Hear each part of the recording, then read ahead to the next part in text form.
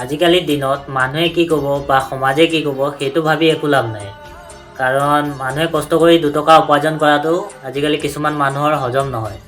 কাৰণ ভাবি চোৱা, কিছুমান মানুহে গাহৰি পুহিছে, হাঁহ কুকুৰা পুহিছে, সেয়া পুহি তেওঁলোকৰ ঘৰখন চলাই নি আছে। কিন্তু আমাৰ কিছুমান মানুহ বা কিছুমান সমাজে কি কৰিছে, সেইবোৰ কাৰণত তেওঁলোকক এঘৰীয়া কৰি দিছে। তেওঁলোকৰ ঘৰলৈ মানুহ অহা যোৱা বন্ধ কৰি দিছে। গতিকে সেয়াই মানুহে কষ্ট কৰি দুটকা উপাৰ্জন কৰিছে, সেইটোও দেখিব নোৱাৰে। গতিকে মানুহে কি ক'ব সেইটো ভাবি লুকাই থাকি একো লাভ নাই। কষ্ট কৰা, টকা ইনকাম কৰা, তোমাৰ লগত টকা থাকক তেতিয়া তুমি ভাল, তোমাৰ ওচৰত চব আহিব। তেতিয়া তুমি বেয়া কাম কৰিলেও তুমি ভাল।